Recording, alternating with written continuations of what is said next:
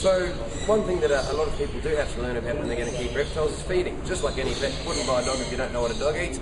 No need to buy a reptile until you know what a reptile eats. And usually mistakes like this are fairly forgiving with reptiles. You can pick them up, you can fix them.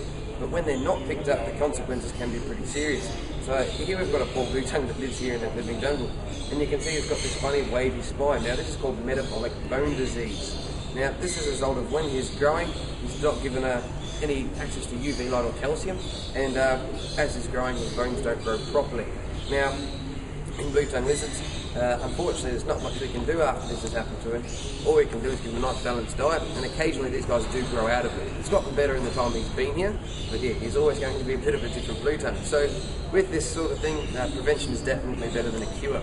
So as far as prevention goes, if you're keeping any sorts of lizards, as I said before, making sure if it needs UV it's got access to, so UV bulb is a really important thing.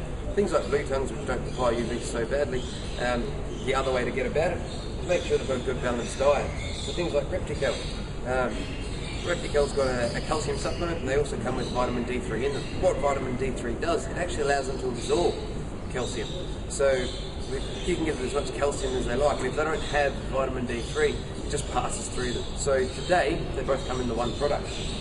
As with any other animal, with regards to feeding, a balanced diet, a variety of food is always a good idea, and it's also another way to help prevent this.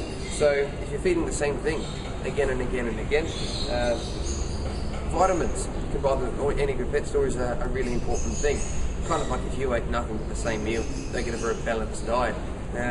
My favourite solution, I use both of these things together, vitamins and calcium, but also offer as many different foods as I can. Things like blue tongues, a good general rule is about 80% fruit and vegetables to 20% protein. So that protein can be lean meat, such as turkey wings or something like that, but more ideally insects. We've got a whole heap of insects that are available in captivity for lizards now.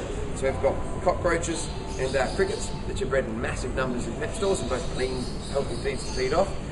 You've also got artificial pellets, which may not seem very appetising, but lizards can learn to eat them really easily, and once they do, they're a really good permanent food source and they're a well-balanced diet. With these things though, I always recommend more varied the diet is, the better. So if you have a lizard that eats more foods, it's always going to be a healthier lizard. So starting this from a young age, especially when they're growing, as with anything in the world, when you're growing you're using more vitamins and minerals. So it's important to have a balanced diet from the very beginning to avoid problems such as this guy here. So as I said, prevention is definitely better than a cure, and it's a very simple thing to do. Just making sure you know the basics and it's all set. If you do ever have any questions and you're not sure, go to any pet store, come into Living Jungle. If you don't have access to that, check us out on www.wickedwildlife.com, and we're always willing to give you some advice as well. So yeah, it's something that it's a sad reality, but it's a very easy thing to prevent. So looking into it and not having to put your pet through what this poor guy he's been through.